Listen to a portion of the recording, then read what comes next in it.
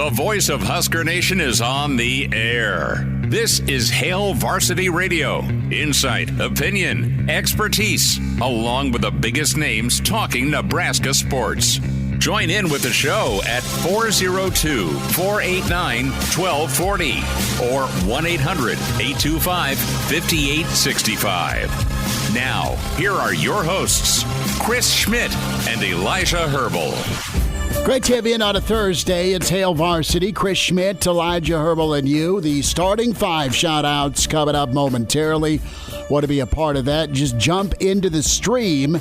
Hail Varsity YouTube channel. Like and subscribe. Can watch the show that way. You hear us across the Hail Varsity Radio network. Can find us also on Twitter at HVarsity Radio. Give that a follow. Elijah, what you know here, we're getting into a bye weekend. Your football weekend kicks off tonight, Cincinnati and Baltimore. Some NFL thoughts. We'll get there.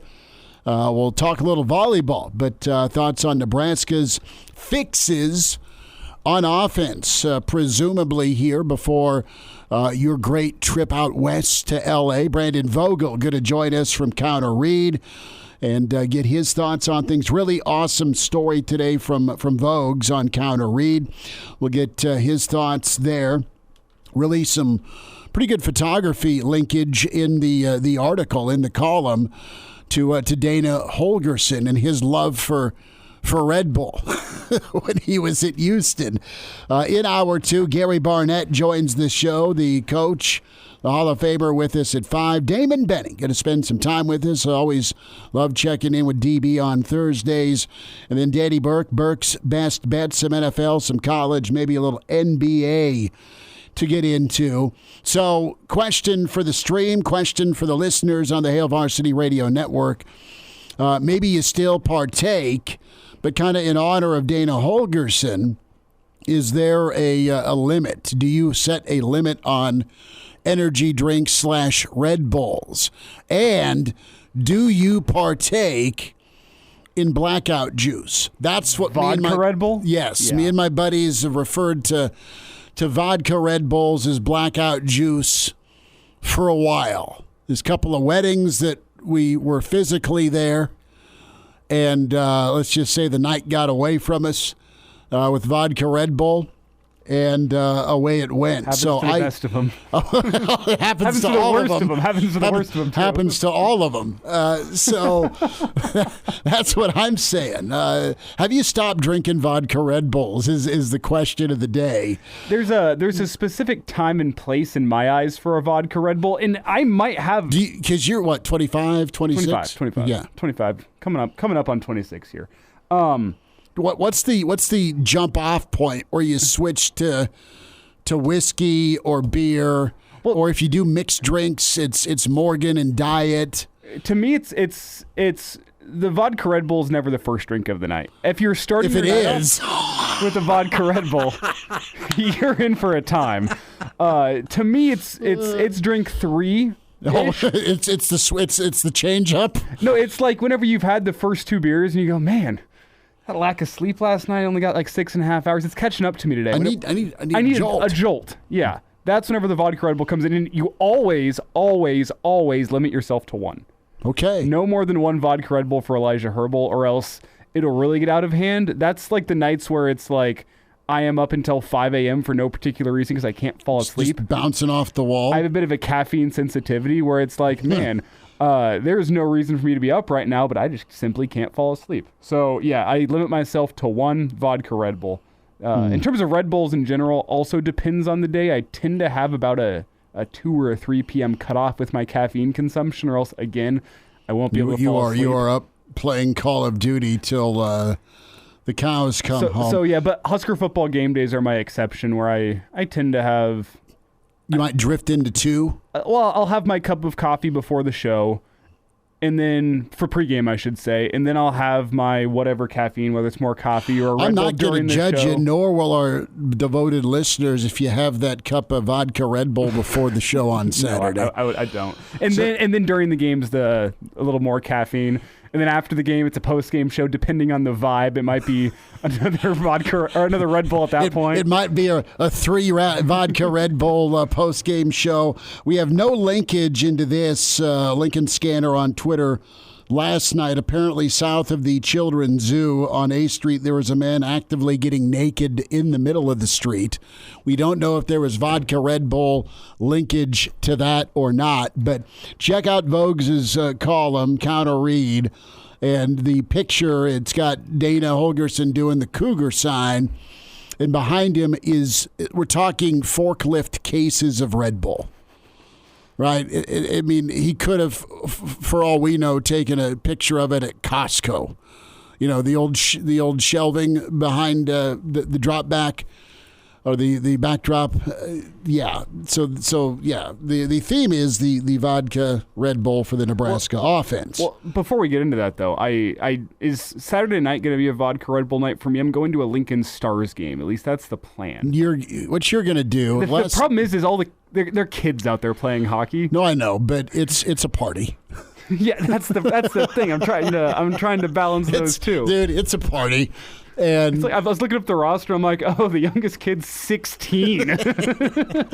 Listen, be in the front row after 3 vodka Red Bulls. Listen, junior hockey before they go off to college, and then eventually the NHL, we hope, or the Iron League, or whatever.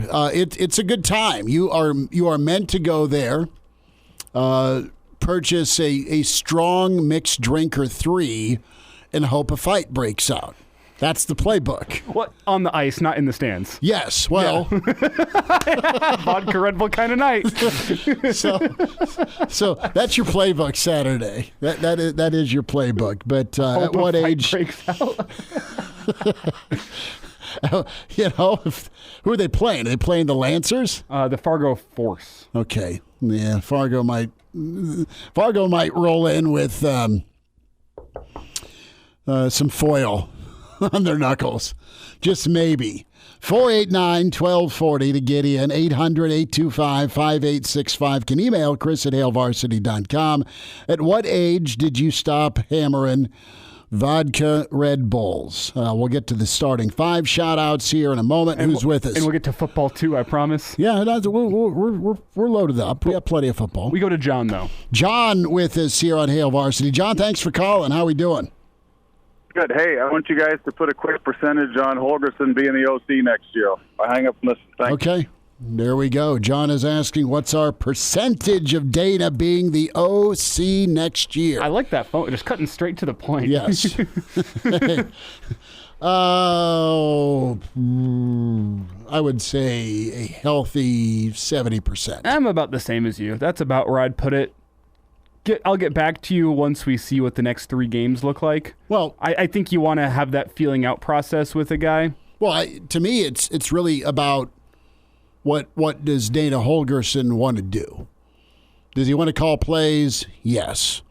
Was he interested in January when he came in to watch wrestling and hang out with Rule? Yeah. What kept him from getting hired back in January? Well, we know it was a little bit of timing. The guy had a bad departure from Houston. Went 12-2 and 8-5, and then 4-8, and then they whack him. No, guy's a good coach. Guy was a good coach at West Virginia. I'll say this: you have a little bit of decompression, and we can only imagine at the level that these college football coaches. I mean, hell, high school coaches, you're running all the time. You're teaching, you're coaching, you're teaching, and you get a little bit of a break, and it's what you probably needed. But these guys are wired so differently that they've just always got to keep on, right? And that's what I was going to kind of get into here. Holgorsen had himself not a kick-your-feet-up type job, but he had a decompression type job at TCU. Mm-hmm. I don't think, this is no inside sources or anything. It's just an outside read. I don't think you leave that job for another kick-your-feet-up decompression type job. I think the chances of Holgorsen being on staff... You get in to get back in. Holgorsen's chances of being on staff next season in some capacity to me are near 100% because, yeah, as you get back in to get back in, I don't think you'd transition from one kick-your-feet-up decompressed job to another one, and that's underselling that job he was doing at TCU, I know, but that's kind of the outside feel is, hey, you're decompressing. I don't think you leave that job and come to Nebraska unless you see yourself being on staff at Nebraska in some capacity come next season. Will it be as OC? That's where the doubt comes in. But I think very, very good chance. I'd put it above 90, near 100% that he's on staff next year unless he gets some great offer he can't refuse. That's it. I think he wants to be a head coach again. I think he wants to call plays again. And to be a head coach, you need to call plays again. And maybe that opportunity presents itself for 2025 at Nebraska, okay? And maybe you reassign. Again, we're just speculating, but you can have as many coaches on staff as you want. So if you got some guys that have been with you forever and they add value, just not maybe the value you need for your football team in their current position, you reassign. And if they don't like that, then that's their call and go coach somewhere else. But no, I think you let Dana come in, say what he has to say, and it's a short-term, long-term thing. In the short term, what can you possibly fix, and can you rev up to get one or more? And you got to have postseason. You just got to. That's rule standard. That's the team's wish. That's what the fans want. And you want to just look better on offense. It's always going to be a tough day in the Big Ten on a Saturday playing offense. I mean, it's 30 points is it. Your blowouts are your Oregons, your Indianas, your Ohio States, okay? Penn States for the most part. But a good day to pair with your offense and presumably your defense is going to be you scoring 30, okay? That's going to be a really good day typically in the Big Ten, not clawing your way to 20, clawing your way to 17. I mean, there's going to be days like that, sure. But Nebraska, yeah, I think Dana's if Dana wants it. Now, Utah's going to have an open spot. Oklahoma's going to have an open spot for offensive coordinator positions. So, all right, see what he can do here. See if he wants it. See if Nebraska wants it, and you move forward. 70%. That's what I put it as. But to kind of just put a bow on your last point there, you look at there's going to be other schools that need an offensive coordinator next year. Read the tea leaves. Why would Nebraska be moving quickly to bring a guy in with 3 weeks left in the season whenever you're not a guy that tends to fire coaches and change coordinators? But, you bring this guy in conveniently. Read the tea leaves a little bit. Well, sure. Yeah. You I mean, don't wait for everyone else to get in line. Grab him now. Yeah. Right? 489-1240 to get in. We'll get those starting 5 shout-outs going. Other Dave is in. Good for you, Other Dave. Back-to-back days first. Great Red Shark is second. Mike here. Mike from Cali in says, does Harburg get a shot? His mobility can cause problems, asking for a friend. Well, USC has gone the mobile route with their quarterback change. We shall see. If you don't you need better quarterback play than you're getting, but it's not all on the quarterback, Mike.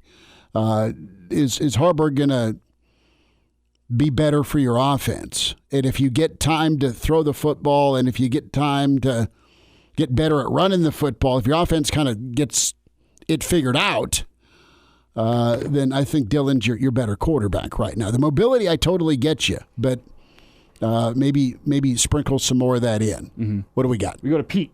Pete, thanks for calling. Pete, what do you got? Hey, how you doing today? Good, man. Thanks for the call. Say, it's kind of a dumb question. What do you think the percent that we see Danny Kalen play? He can play now without burning his redshirt year. And second, we have receivers open. The quarterback position is got to throw that ball sooner. Mm-hmm. And I don't know if you can correct that offense until you get that figured out, because he's waiting and holding on to the ball way too long. And I don't know how you fix that unless you try somebody different at quarterback. Well, I think you just have a talk with him and tell him to. Easier said than done. Pete, thanks for the phone call, bud. I think you just tell him to stand in and make the throw. Be easier said than done, but be confident. And if you see it, let it rip. Well, the thought from what we're seeing this week seems to be coaching is the way you turn into that. In terms of what do you get from Kalen?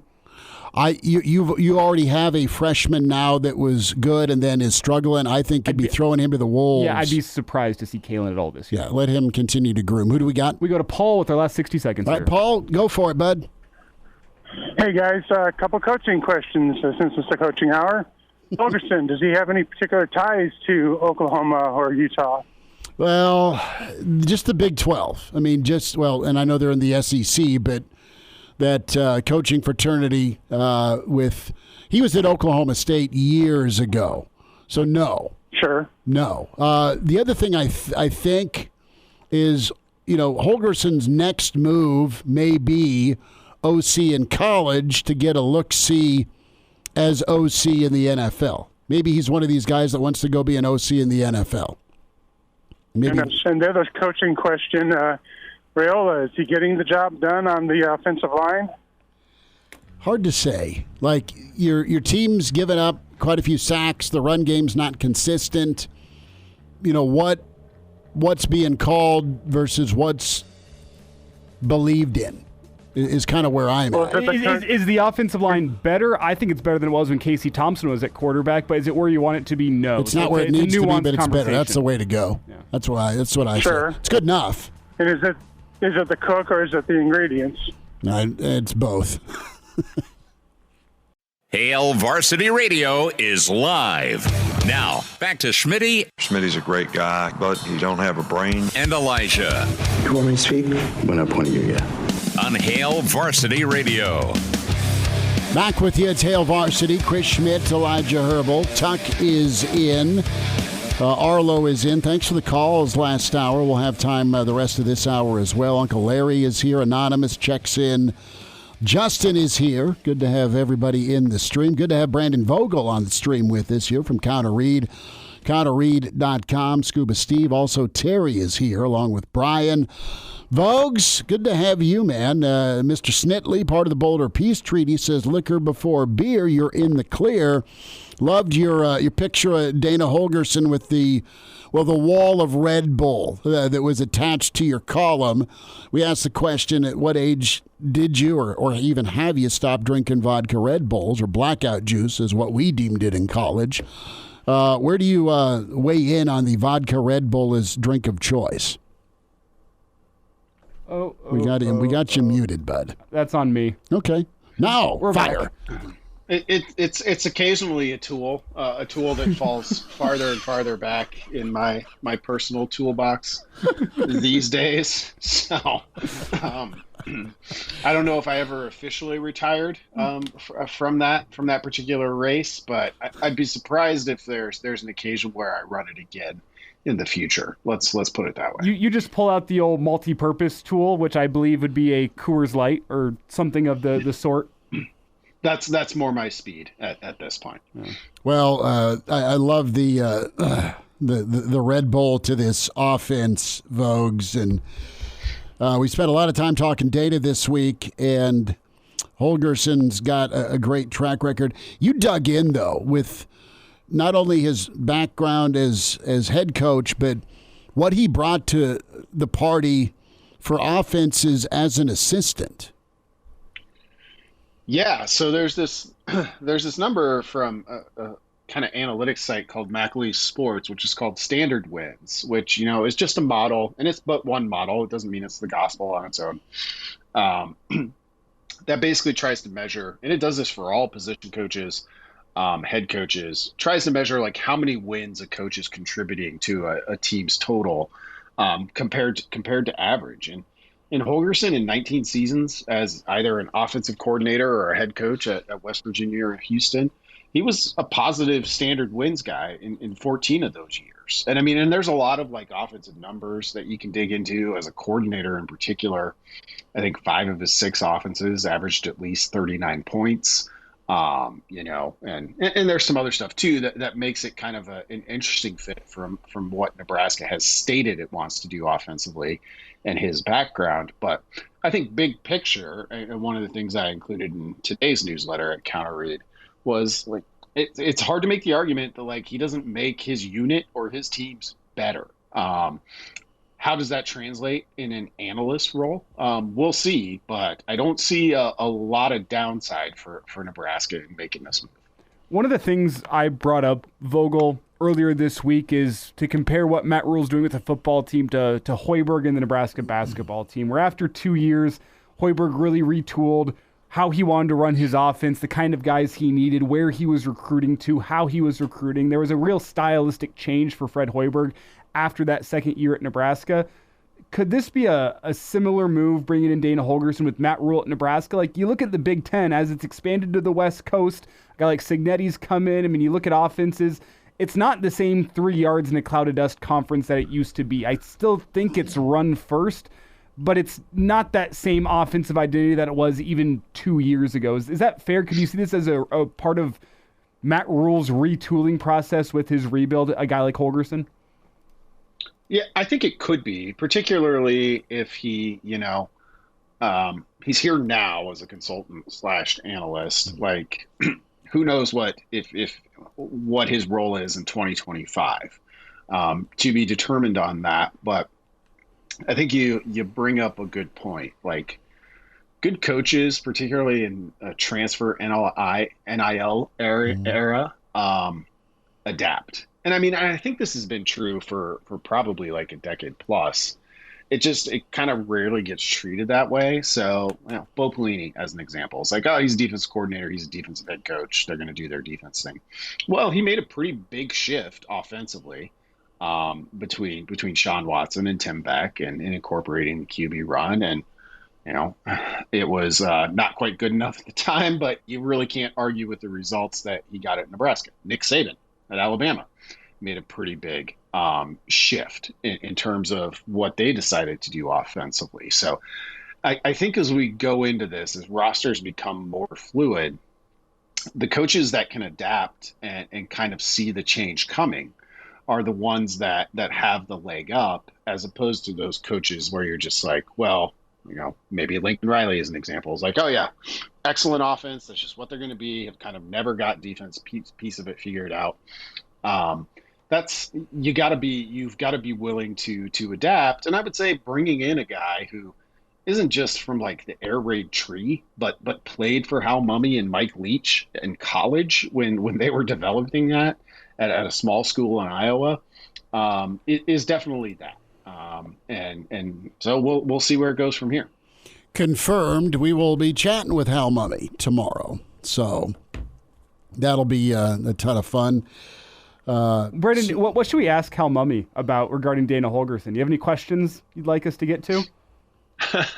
I would be interested in what kind of receiver he was at Iowa Wesleyan. Like we can look up those stats, and then I'll be interested. So he went basically from playing for them at Iowa Wesleyan, and then Leach and Mumme got the job at Valdosta State, and Holgorsen went straight there. So like 22-year-old assistant.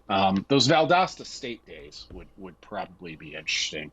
I mentioned it in the newsletter today, but there is a great book about this whole like air raid thing, mostly centered on Mumme, called The Perfect Pass. Is that if you're a deep football fan, is well worth a read.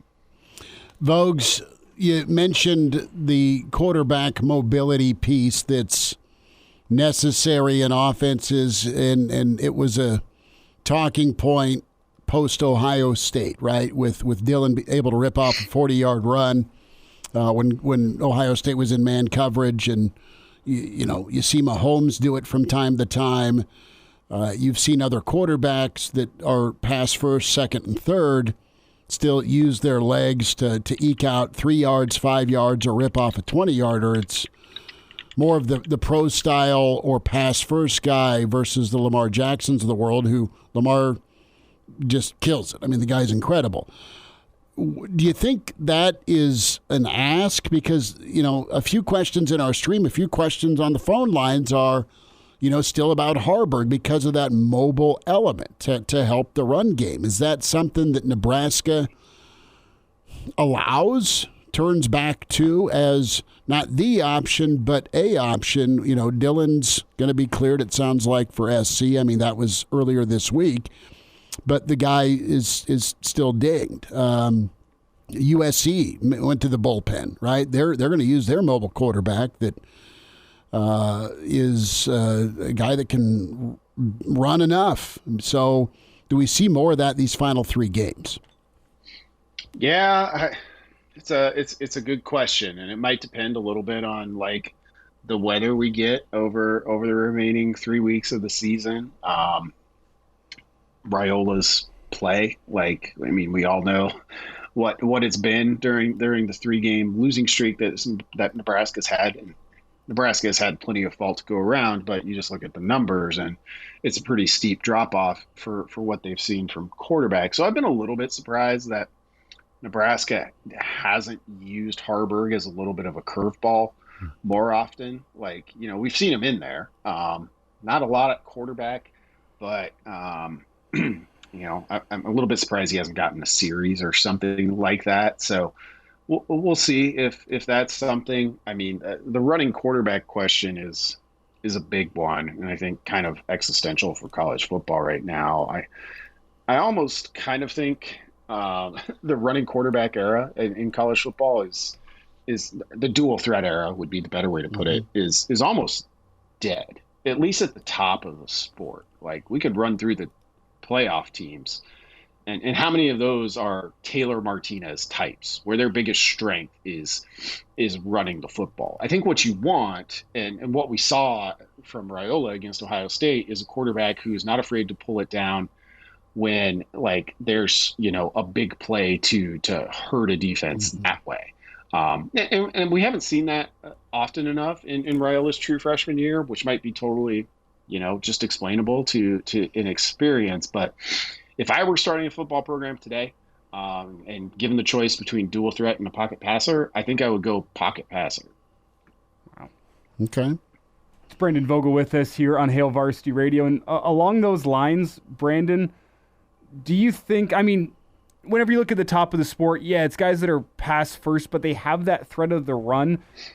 Do you see a reluctance in Raiola? And I guess this kind of gets back to how hampered is he? Because at this point in the season, you get into November, it's not usually a case of if you're dealing with an injury, it's how severe is the injury you're dealing with.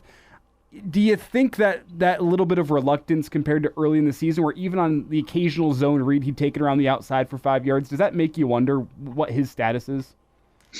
Yeah, a little bit. It also makes me wonder, a little bit of what he's being instructed to do. Because that's kind of why the Ohio State game stood out so much, is there have been other opportunities, just watching at home live on the TV broadcast, where you can say, maybe you pull that one down and you get 8 yards and call it a win for that play.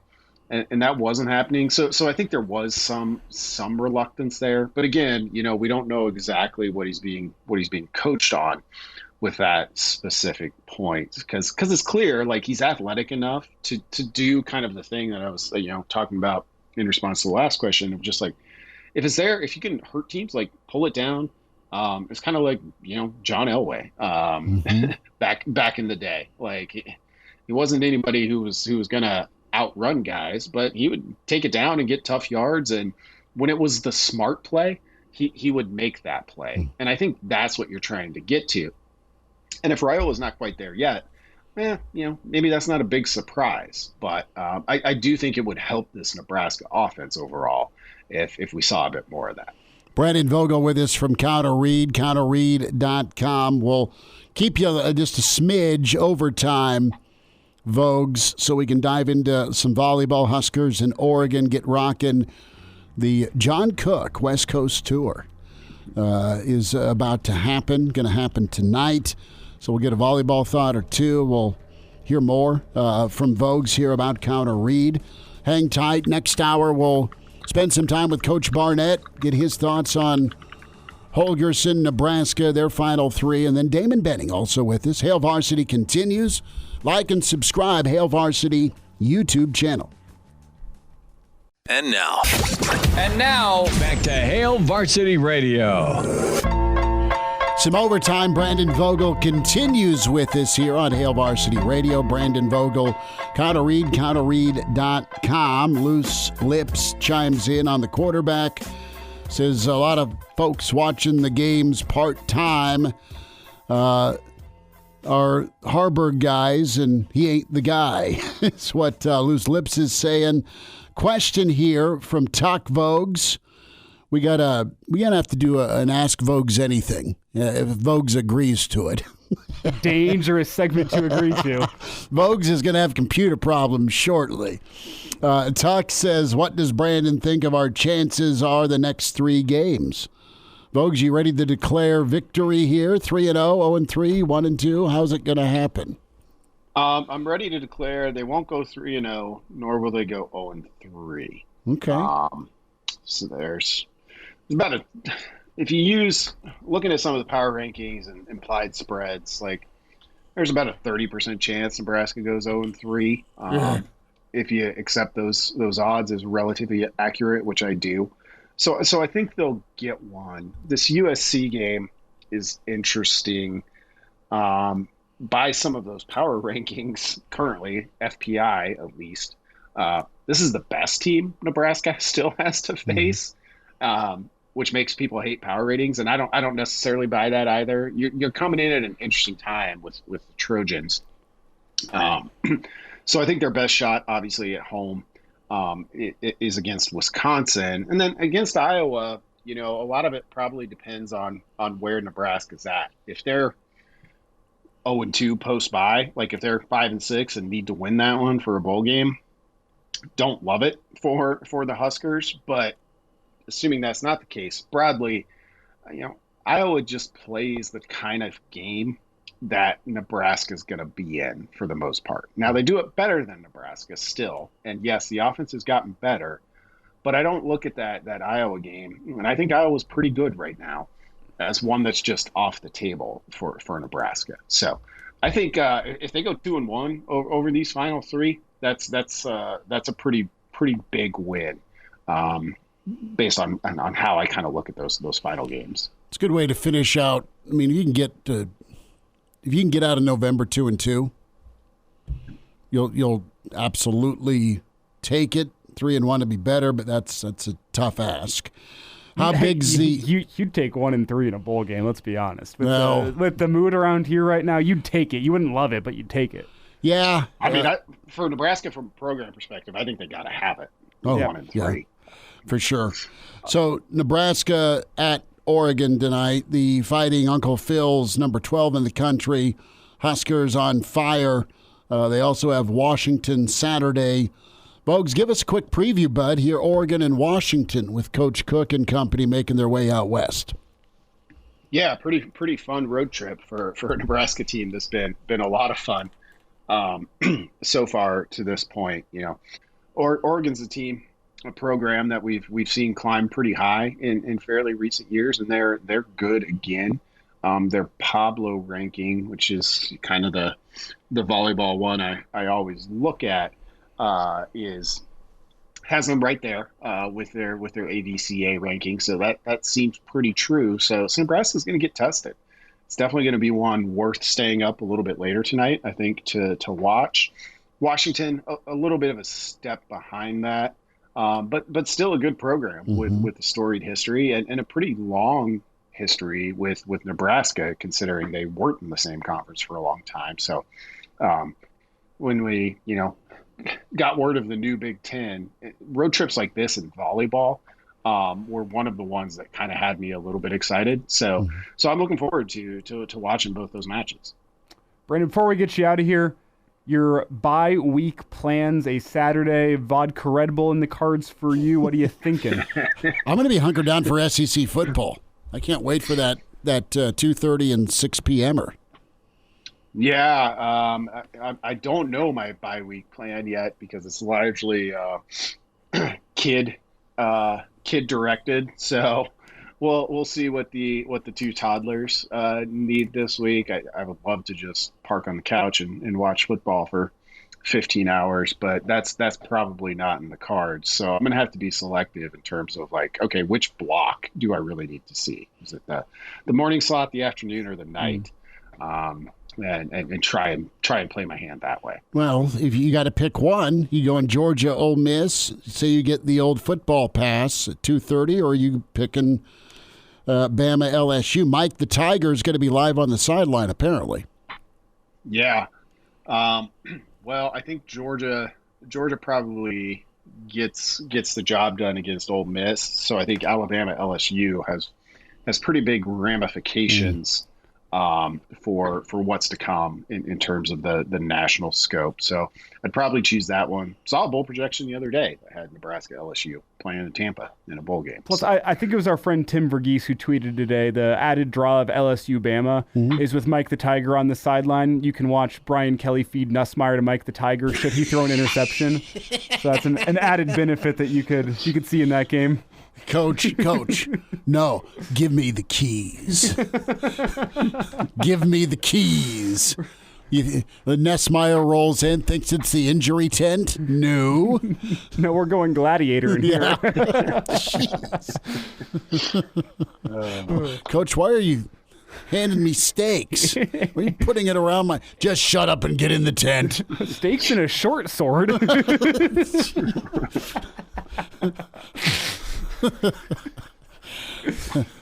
Thumbs down, huh? To determine who starts the second half. Well, is he hurt or is he injured? Both. Gonna be shotgun snaps. It's gonna be a little tough to go under center with no arm. All right, Vogues, tell us about counter read and how can folks get signed up. That's a hell of a transition there. What? Mike the Tiger into counter read. I quite like maybe he was just hurt. Now he's injured. That's pretty good. For more turns of phrase like that, check out counterread.com. It's a twice-weekly newsletter from myself and Aaron Sorensen on Monday for our free subscribers. So we do 2 free stories a week and 2 paid. So you can get a chance to check us out. I kind of did my big picture reaction still from last week with Nebraska and what it means for the rest of the year. Sort of similar to the question we got. And then today did a lot of talking about Dana Holgorsen and why I think Dana's nature might kind of be the shakeup that Nebraska needs. Without going too far, he's just an analyst. Like, I get it, but he's not afraid to step on some toes. Let's put it that way. So if you want to read that, you can head over to counterread.com and check that out. And then next week we'll be back into game week mode. Love it. Vogues, appreciate you. We'll holler Saturday morning, partner. Thanks, guys. There he is. He was hurt. Now he's injured. It's pretty good. Tiger Shark diver off the top rope. Well, reminding us all that Brian Kelly has the Notre Dame incident. You know, high winds and sticking some poor kid up in the old camera tower. Yeah. Didn't end well. Tuck's asking about any updates on Raiola's status. Rule laid out the back issue, but Thamel's tweet Monday morning indicates that Dylan should be good to go for USC. That's what we're working on. We'll probably have a better idea Monday when Rule meets with the media again. Yep, for sure. All right, we'll wind down hour 1. It's Hail Varsity. And now, back to Hail Varsity Radio. One final time this hour, Gary Barnett will dive in with us here on Nebraska as they try to figure out a win or more in their final 3. Damon Benning also checks in during the bye week. Good to talk with DB. And then Danny Burke, Burke's Best Bets, burksbeat.com, NFL tonight, NFL and college this weekend. So love hearing Arlo in the stream. As Arlo checks in, says, my wife doesn't listen to the show, but he secretly hopes Florida whoops Texas this weekend. She's a huge Texas fan, and I've taught the 4-year-old to do the horns down in our house. That's some parenting right there. I love it, Arlo. Appreciate that. He will do the horns down and then throw the bones right in front of her face. Drives her nuts. Her defense is that she's from Texas. I can respect that, but our boy will not be a Longhorn. Good work. Parent of the year. Yeah, I like that. So, there is visual evidence of several of me failing as a parent between the vodka Red Bull talk we started the show with and Junior and his Michigan State gear.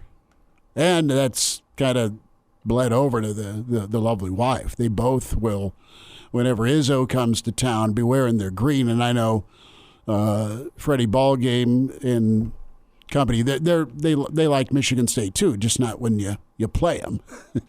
So, yeah, Junior doesn't have as much red as he probably should in his closet. But to his defense and my defense, I mean, the kid was in grade school / junior high last time they were bowling. But Vogues did touch on some of those bowl projections. Nebraska in a bowl game potentially against LSU. That'd be all good. The destination I've seen pop up, and Scott Docterman, our friend from The Athletic, does a great job covering the Hawkeyes.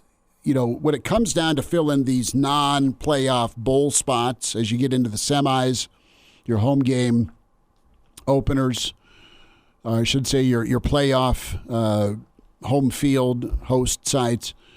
I've seen Nebraska, if they can get in, even if it is a 6-6. I've seen Music City Bowl. That's the last bowl they went to. They played Tennessee. Didn't go well, even though it got tighter towards the end. But I've seen Nebraska and Tennessee, i.e. Nashville. And that'd be awesome. See, beggars can't be choosers, but give me the Cheez-Its Bowl in sunny Florida. You want to go Cheez-It, and right now there's going to be a massive reaction. What are you guys talking bowl? I know, dude. They gotta win a game. I'll say this. It's a bye week. What do you want us to talk about? I'll say this. USC could be good or terrible for Nebraska, just because SC is a mess as well. Their history is they're better at home, but they are still a Jekyll and Hyde team. They are. New quarterback. What's Wisconsin going to be like? I mean, they may be absolutely ground to a nub by the time they come to Lincoln. I mean, they have been housed a lot. 42-10 at home.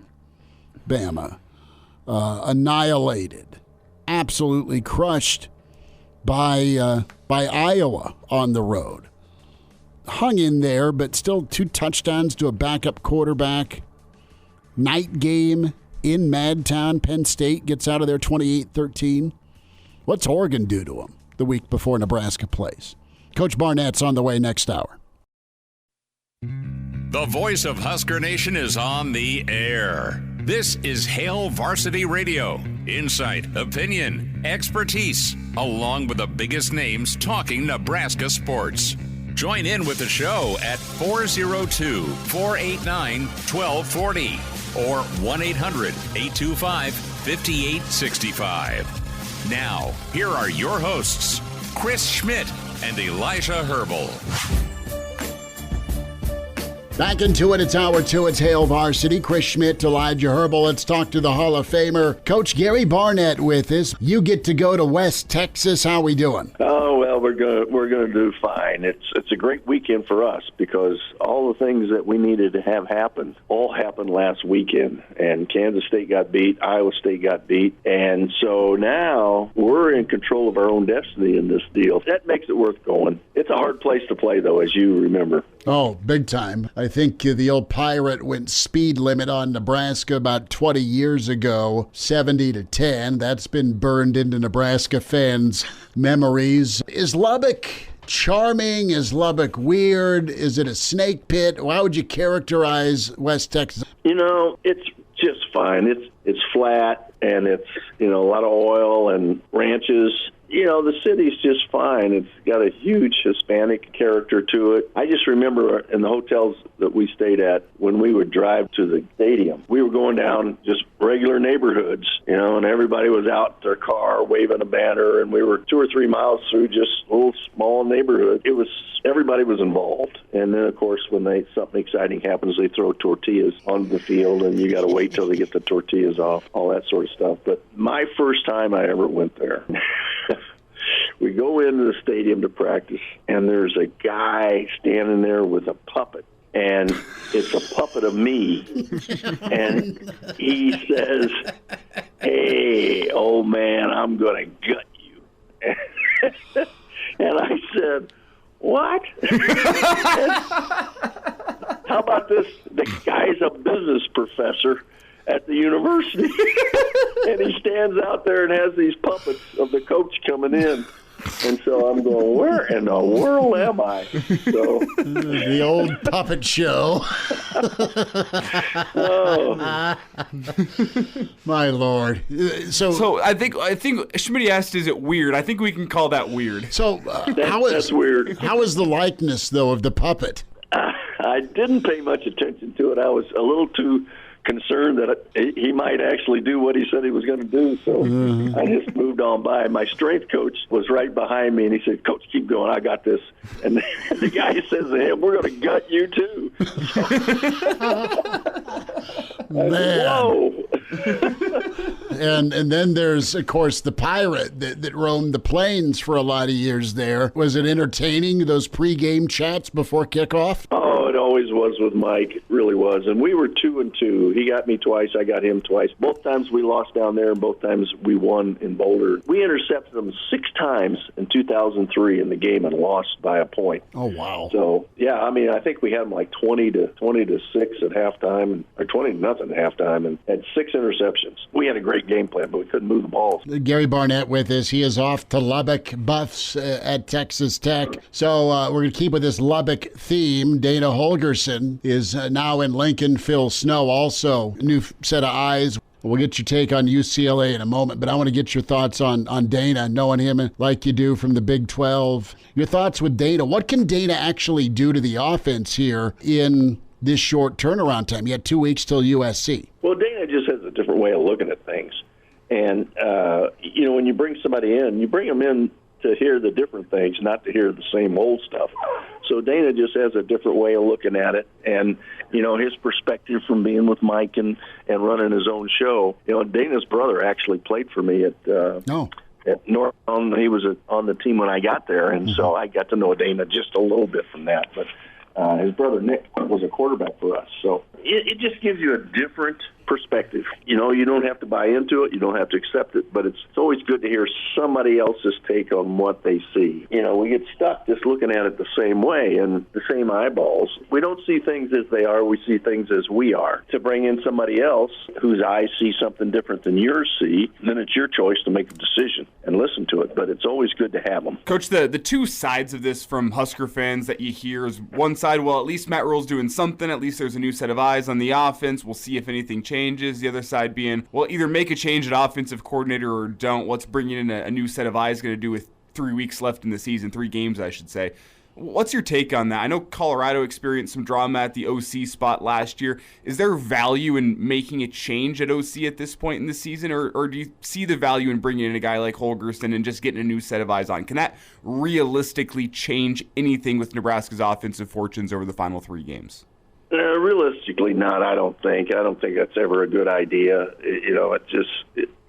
It doesn't. You don't want that as a way of doing things because it follows you around and it affects how other guys. If somebody else wants to come and take the job, you go, well, wait a minute. He got rid of this guy 8 games in. Is he going to get rid of me 8 games in? So I don't think that's ever a good idea. We changed play callers, not coordinators last year, but it didn't work out for us. Every once in a while it does, but I think a different set of eyes, and then between Matt and his coordinator, they can decide whether Dana's got something that they might want to use. Maybe they haven't seen it the way Dana sees it. The light bulb goes on. So I think that's the way you do it. You play it out through this season and make decisions at the end of the season about the best way to proceed. Gary Barnett's with us, Hail Varsity Radio coach, talking some college football with us. Interested, you were fair warning about UCLA, about Bieniemy, about toughness. They looked all of the above, Coach, last Saturday with just how they put their game plan together, their physicality on the lines. Quarterback looked like $1 million,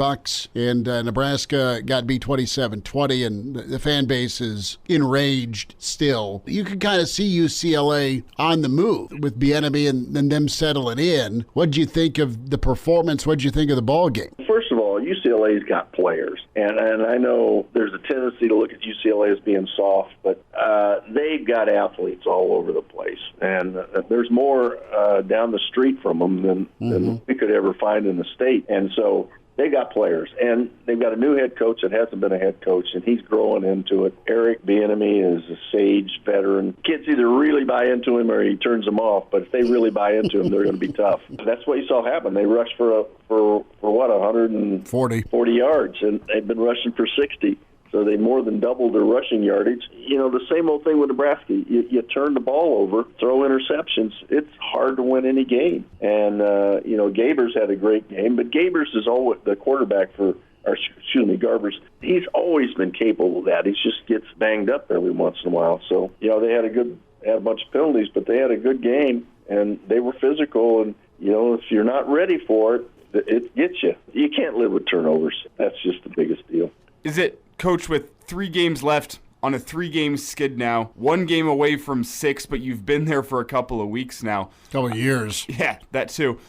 How do you manage that panic level, not only within the fan base, but within the team as well? Like there's a feeling from the outside. I guess you don't know the feeling from the inside, but the feeling from the outside from Husker fans is, are the wheels falling off on this season? Is the team losing control? How do you manage that as a coach on a 3-game skid, making sure this team stays bought in, understanding, you got a big test against USC coming up after the bye, but you got to stay locked in on that target? Well, first of all, the team never sees it that way. Players don't see it, the coaches don't see it the way the fan base does. They never do. And the fan base, they do that because they don't know. They don't know what that team's really about. And the team that inside that building and inside those meeting rooms, the team knows who they are and what they're about and what they can do and what they need to do. And there's not a panic. There's a confidence. There's a togetherness. There's this, you're still on a mission. You're still going to get this done. You still got plenty of time. I mean, they're literally taking it one play at a time, one game at a time, where the fan base can't do that. But as players and as coaches, that's the way you live your life, and that's what you have to do. And that's what they're trained to do. And so it's a completely different attitude inside that locker room than it is on the outside looking in and speculating like everybody does. Coach, what's the old trick to snapping a young, talented quarterback out of a funk? Put him on the bench. Really? Yeah. Okay. Put him on the bench. That's the trick. That's your best friend in coaching. Just put him on the bench. I remember I benched Klatt and said, "You're trying to do too much. You hurt our team doing this. We're going to put somebody else who does their job." How did old Jolster respond? Quarterback after that game. Okay, he responded then. Okay. Yeah. Now, I only benched him for a half. Okay. Because the other kid threw a pick at the end of the first half, but it was enough to where Klatt came out and won the game. And so you got to do that. It's your best friend. You can't operate like I'm here no matter what. There's got to be consequences to your behavior other than just the team losing. You got to lose. You lose your chance to play if you don't perform. So. You got to do that as a coach. Gary Barnett's with us. Coach, college football playoff reveal. What do they get your take? Indiana comes in at 8. Tennessee and Penn State in front of them. And a BYU behind Indiana. From an eye test standpoint and just overall, who do you like best right now with these early rankings? There's a lot of football to be played, but Are you buying into Indiana? Do you buy into BYU? What do you think of the field so far, this early projection? Well, I buy into BYU because I've seen them on tape, on video, and I think they're really good. But this conference is made up of a bunch of teams that are all alike, and there's a couple of teams that are a little better, but not that much better. So I don't know whether BYU will survive this season undefeated, but they certainly could because they play hard enough and they're good enough on defense, and the quarterback's a good player.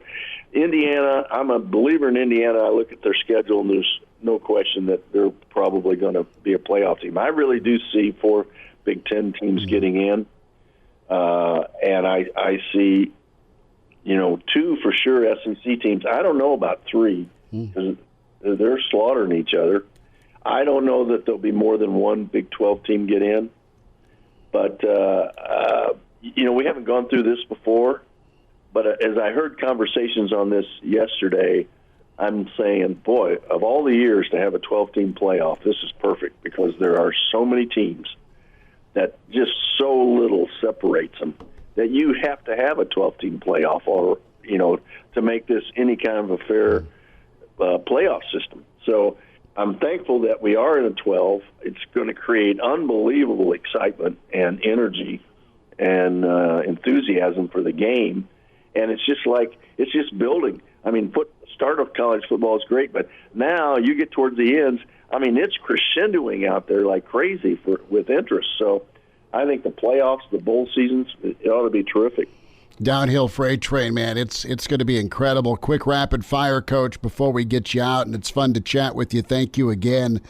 Bama down at Death Valley, LSU. This is an elimination game. The Tide are -2.5.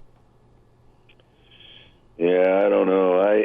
I'm a big Kalen DeBoer fan, but he's lost 2 he shouldn't lose, and this is a tough place to play. I think Bama is just a more complete team, and I think Bama wins this game, but it's going to be tight. Coach, Michigan is headed to Indiana. Indiana's a 14-point favorite. It feels like Say that again. Indiana's a 14-point favorite against Michigan, but it's a game that it feels like Indiana needs so that they don't have as much pressure next week against Ohio State. Your thoughts? Indiana's a 14-point favorite. Can you say that again just one more time, Elijah? Indiana as a 14-point favorite against the defending national champions. Not Calvert Shady or Bob Knight. I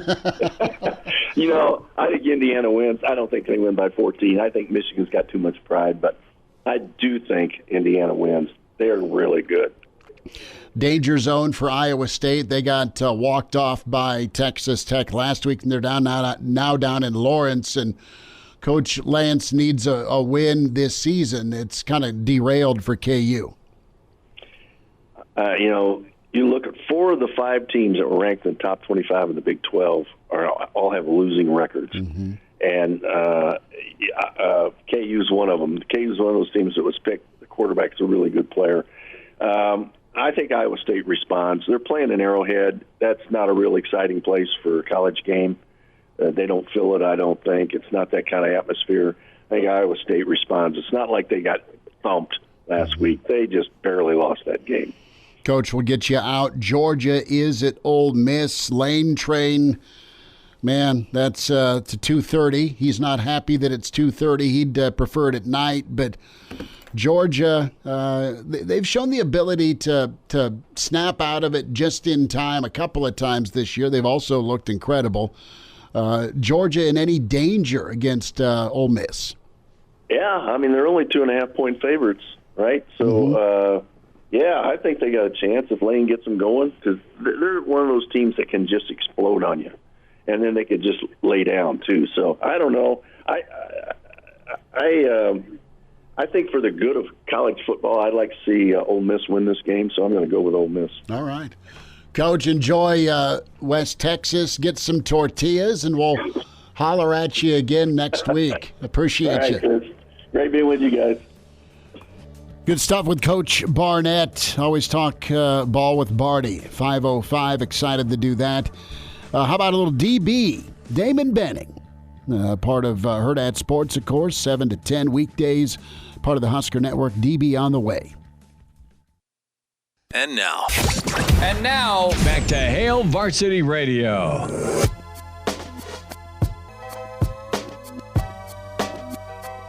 Back with you, it's Hail Varsity. Chris Schmidt, Elijah Herbel, Damon Benning with us. You hear him, of course, with Hurrdat Sports, 7 to 10 weekday mornings on the Husker Network.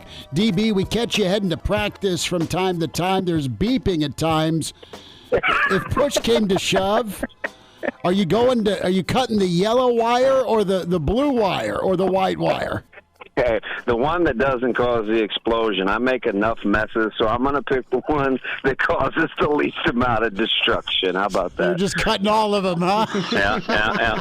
I'll ask questions later. If you don't hear from me, you know I got the wrong one. Well, the thing is, if you pick the wrong one, you'll probably never know, you know? Hey, as long as I don't suffer, we're good. The insurance policy is up to date. We'll be all right.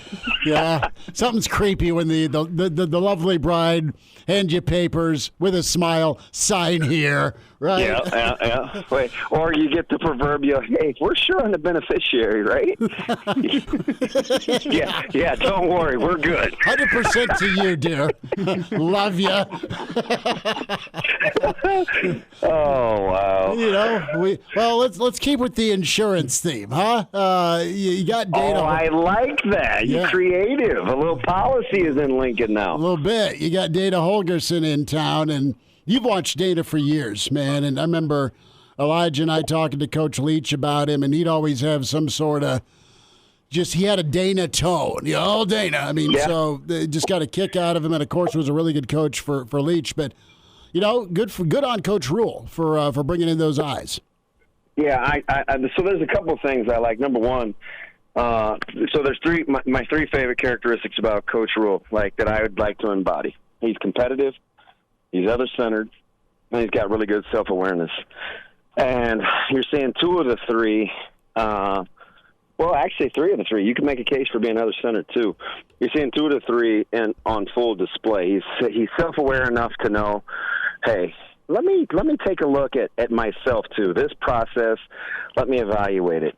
I want everybody else to be accountable. I want to be accountable to myself. So let's talk Phil Snow. Let's talk Dana Holgorsen. The other thing is he's competitive. He told us on Monday, and we kind of just shrugged our shoulders and asked ourselves, what's he talking about? He said, I'll do whatever it takes, make no mistake, to get this thing back right. You're not hearing a defeatist attitude. This isn't failure. I'm just telling you right where I'm at. I'm frustrated. And then the other thing was he cares enough about his players and this fan base and this program to make himself extremely uncomfortable and bring in some third parties to help him evaluate what's going on. So across the board with Coach Holgorsen, he's used to, people forget, when he got that job at West Virginia, Bill Stewart was the coach in waiting, and it turned out to be anarchy, and it got expedited, and the scrutiny of him taking the job and him having to kind of right the ship. He left Houston under some interesting circumstances with expectations and kind of the unexpected departure. So in the short term, he meets a lot of the qualifications. He can handle chaos, which I think is critical. He can steady the ship, at least momentarily, which is critical. And he knows a little bit about quarterback playing offense. And his secondary role, which is how he first got in the business, was, drum roll, wide receivers. Inside receivers coach. Yep, inside receivers coach. You get a lot on the old checklist with Coach Holgorsen. So, Damon, what do you think that process looks like bringing Dana in during this bye week? We've talked plenty about the fact that, they have a week to get Holgorsen ingrained, and then it's game week. How much can change? But then what do you think it looks like on the ground this week in the football facility? So early on, and if you ask me again next Thursday, I may have a different answer, but early on, I don't think it's been much of anything with his voice auditorially, at least to the players. I think it's been a lot of behind the scenes. Let's pick his brain. Let me come in and be an overseer as practices unfolded here the last couple of days. So I think the immediacy of his eyeballs are just a fresh perspective, right? I mean, there's some alarming statistics that Nebraska can pull themselves back from, right? I mean, if 60% of your possessions, you cross the 40-yard line, but you only yield points on 57 of them %, you have to try to do that. Right? I mean, the 60% every time you get to the 40-yard line, or you get there 60% of the time, that's incredible. I mean, most schools in the country will take that, but when you only yield 57% of the time or you get points, that's probably where it's like, okay, hey, I understand the what, but I need somebody to help me understand the why. Just give me a new perspective. I like that. The other thing that I like is you get a chance to not have any preconceived notions, no bias, no nothing. So you don't understand who's making what for NIL. You don't understand how far somebody's come versus where they are currently. You just get to come in and say, okay, this is what I see. This is my unbiased opinion. I think that will pay immediate dividends. Damon Benning with us here, a couple of minutes, Hail Varsity Radio. Damon, a thought on Matt Rule with that accountability factor, talking about the coaches, yes, talking about himself, yes, but also talking about the players going out there and making plays. How do you believe that's being received? Well, I think if you want to compete, then hopefully it's being received well. I mean, if you want to start with the obvious, right, everybody looks at the quarterback spot and what's going on. And, it's been a regression under such and such and such and such. Well, you come in and you can say, hey, listen, I don't love the play design or the play call on fourth down. I don't like the boot to my left. And I know Bullock was open in the back of the end zone, but I'm uncomfortable because of the play sequence. And you can say, okay, I understand that. And then conversely, you can turn around and say, okay, listen, we've got a really good cover two beater, and Fidone's wide open. It's a seam splitter. That's your first read. And you can have Dylan Raiola say, oh, you know what? I came off my first read too soon. That's on me. So what I really like is, for all the finger pointing and all the blaming and the chicken or the egg of who does what and when it happens, the beautiful thing about this is no one can pass the buck because the head coach went first. He's going to start with reflecting on what he could do differently. And when you're able to make yourself uncomfortable, to bring some folks in and tell you what they see and how you can better do what you do, there's not a player in that locker room or in that roster that's above reproach. So when the coach starts with himself, the players have no choice but to receive it because your head boss went first. And if you're for him and you're for that program, it's amazing, fellas, how naturally accountability falls in line. It's Damon Benning with us here, Hail Varsity Radio. And Damon, in the past couple of days, we've spent plenty of time talking about the offense, I think rightly so, but you flip it around to the defensive side of the ball. Quietly, the passer rating they're allowing to opposing quarterbacks is the highest in the country over the past 3 weeks. And you've faced some good quarterbacks during that stretch, but it's still an eye-popping number. The defense hasn't been up to the preseason billing that we thought they could be over the past couple weeks. What do you think they're working on during a bye? So I think there's a couple things, and that's a beautiful question. Number one, I think it starts with communication, right? You have a really high football acumen coach in Coach Butler that has been used to talking to adults, 24, 25, 26, 27-year-olds for the past 12, 13 years since he left Penn State and Minnesota. The other thing is, it's the first time that he's had a chance to really work with Coach White and the familiarity of the scheme. He had to learn the information at a different time than the defensive coordinator, so there's a little bit of catch-up. So Coach Butler comes in and he says to himself, okay, I don't really have a ton of time to get to know my actual players. I got to hit the ground running and teach. That's okay, right? That's part of it.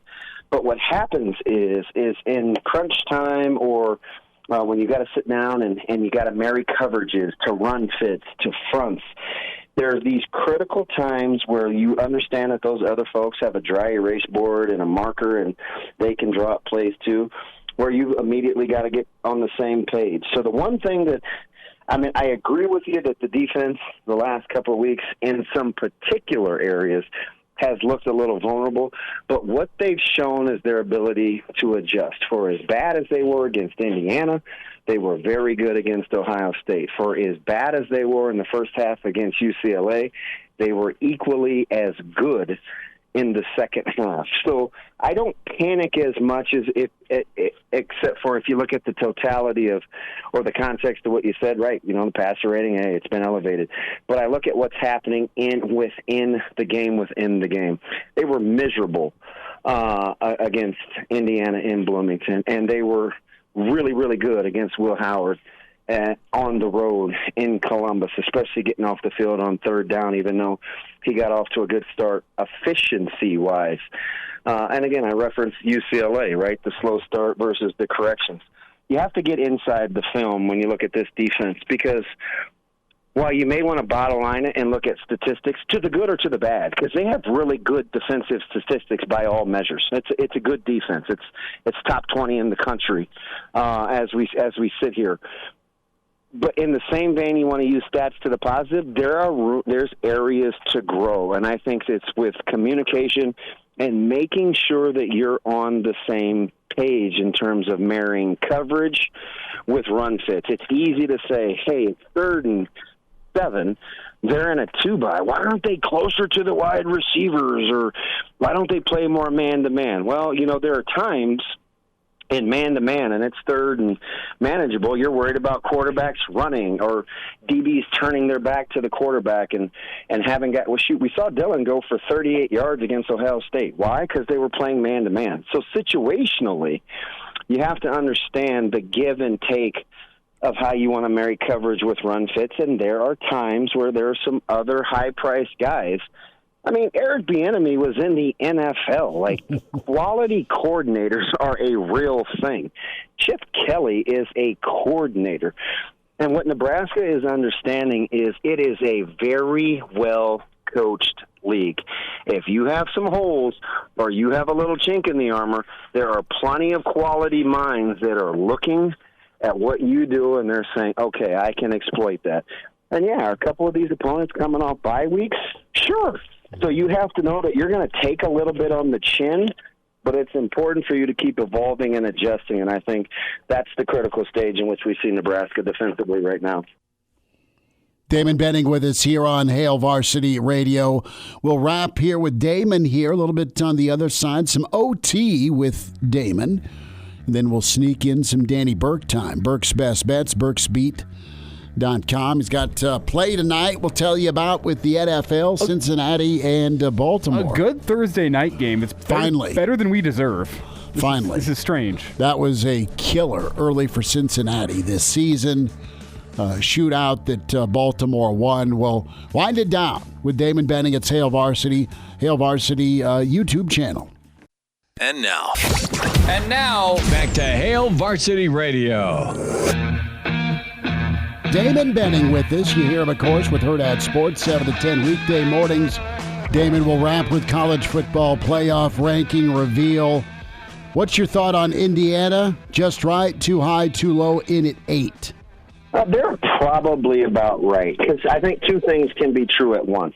And I heard, and you were there, Schmidt, you heard those guys from Westwood say Indiana's the best team we played. Mm-hmm. And if you look at your roster, if you look at their schedule, then you know who they're crossing off that list in terms of teams that Indiana was better than, right? They played the gauntlet of the schedule.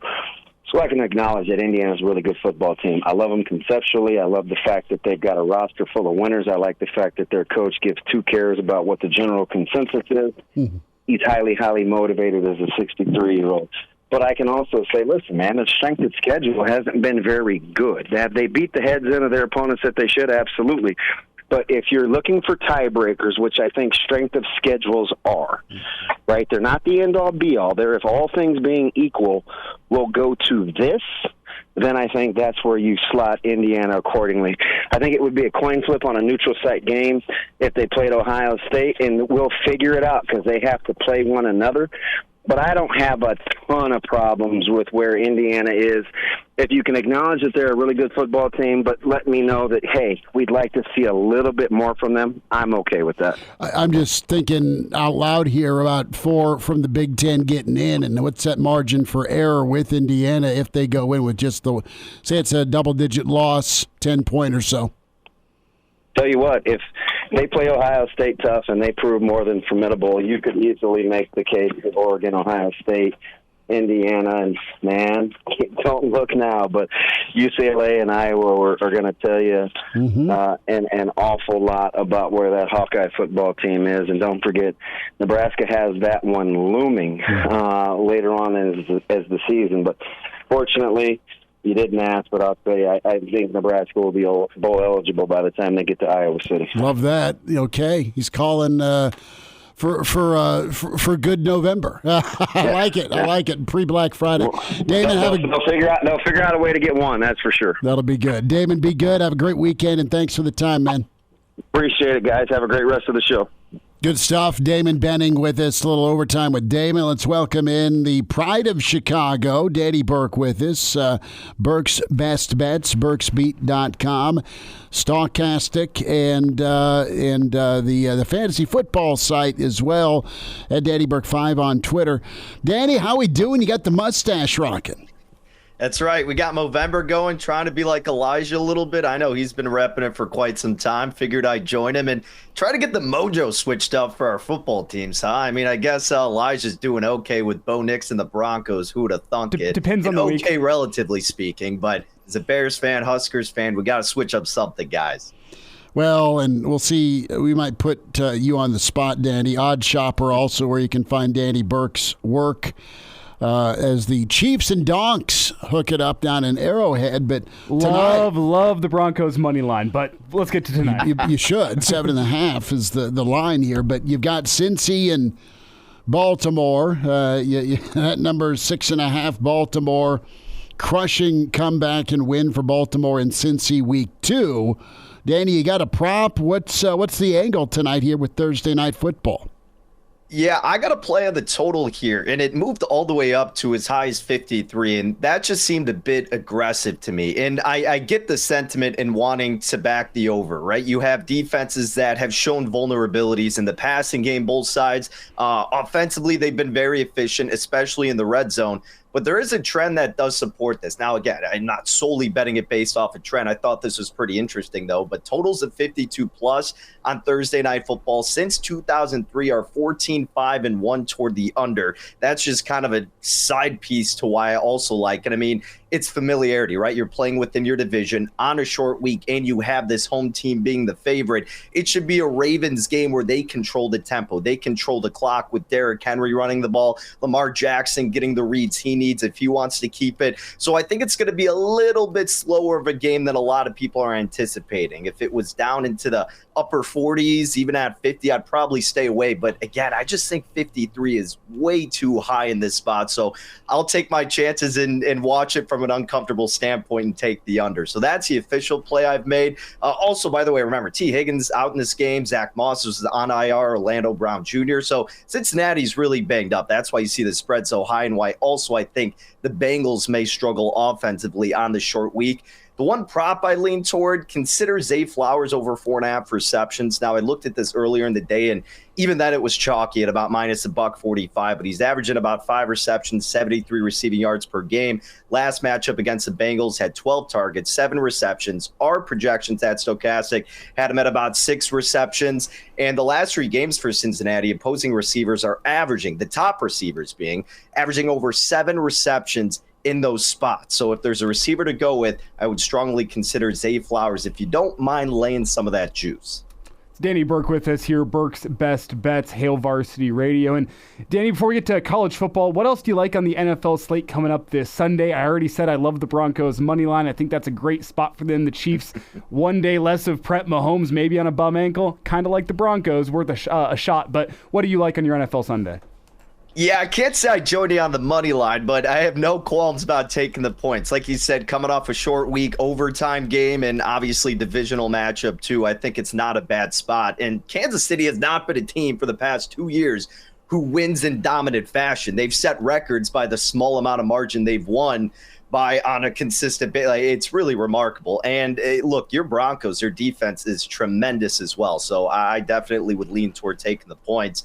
I honestly haven't gone too crazy with this slate. It's not really the most appealing, but I probably will delve heavily into some props, waiting for some lines to come out. A play that I probably am going to add pretty immediately here is going to take us to Monday Night Football with the Rams and the Dolphins. I really like Los Angeles in the spot. A lot of people I've listened to who I respect also like the Rams in this game. I mean, you think about Los Angeles getting healthier on both sides of the ball. Miami, yes, you have Tua back in the mix, and Achane finally went off last week, but you're traveling across the country. I get it's still Monday, and it's not as big of an influence as it has been in the past.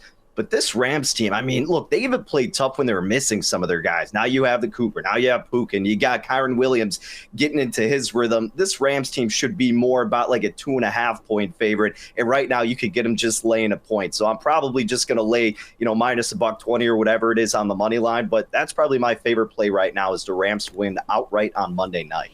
Danny, going to sneak in one of the two college football games for Saturday. About a minute here. Georgia, Ole Miss. Georgia minus 2.5. Lane's got to get a big one, man, and he's got it in the afternoon, not at night. Yeah, at first glance, I was kind of considering the under in this game, and that seems even more terrible to watch than tonight's game, betting the under. But, I mean, look, both of these defenses have been great. Ole Miss defense really solid. 6th in EPA, 2nd in success rate. Georgia's top 10 in both of those respective categories. But then I kind of looked even deeper, and look, if you're giving me 3 here, I'm kind of tempted to go with Ole Miss as well. So I haven't done anything but a strong lean toward the under and then potentially taking the points with the Rebels. This is their time to make a statement. And look, Georgia, they can afford one more loss. Ole Miss, not so much. So, hey, this is their in-season Super Bowl for this spot. You got a quick hit on Bama LSU. Hang tight, Danny. All right? Danny Burke with us. Burke's Best Bets is where you log on, burksbeat.com at Danny Burke 5. We'll get his take on Bama LSU, get you into a Thursday night after this. And now, back to Hail Varsity Radio. Danny, a prop bet. I'm going to get your take on Danny Burke with his stochastic odd shopper, burksbeat.com. What does Junior order tonight for his birthday dinner? How much does he pop me? Well, where are you guys eating at? It's a bistro. No free shout-outs. In South Lincoln. All right, fair enough. Do they have prime rib at this place? They do, but I'm leaning either chicken fried steak or just the ribeye is what he may hatchet me with. Okay, if it's tonight. narrowed down to that, I'm gonna go with the ribeye and then a baked potato on the side. I'm thinking is what he's gonna dial up there. One more prop bet for you, Danny. In regards to this, because I don't think you want to touch the price, because Chicago prices, Lincoln prices, it's all over the place. I understand that's a tough bet to make. How many vodka Red Bulls will be consumed by Schmidt and myself over the bye week? A combined number. Ooh, in honor of Dana Holgorsen. Right. All right. Well, what time are you guys starting at? At least I need that information. 7:45-ish. 7:45 a.m. Saturday morning. Oh, okay. Well, at that point, then I'm going to put, if it's combined, we'll go 16.5. Wow. I think we'll go unders on that, but you never know. Well, if you've seen me with the same drink all day. Look, I've drank with Schmitty before in the past, and as long as you keep him on his feet, that guy's going all night long. Yeah, old Danny Burke. Never gonna let me forgive or forget the moment I missed a step walking out of the bar at 2 a.m. That was one of my favorite moments, Schmitty. Of course, one of the best. It's like, dude, are you okay? You just bit it. A leaf stuck to my forehead. Shoulders a little uncomfortable. And it was brutal, too, because it was like black ice out there. So it wasn't like completely Schmitty's fault. I mean, most people probably fell walking out, but it was a tough scene. I mean, you felt the pain when he fell. Bad combo. Sure. Blackout with black ice. Never in a good spot. Fat old man, college crowd. It's going to get hairy. All right, Bama LSU minus 2.5. Real quick on this one. Yeah, I know I'm going with the chalk here, but I kind of like Alabama. I mean, a little bit of lack of trust in Brian Kelly. Drop back success rate against the pass. LSU is 96. Alabama can establish a ground attack, and I like their defense better. If you get it under 3, I like laying it with the Crimson Tide here. All right, there he is, Danny Burke. Danny, can we talk you into Iowa City on Black Friday?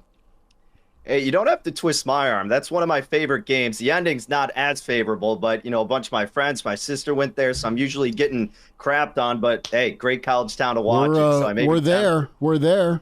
Pre-game show, post-game.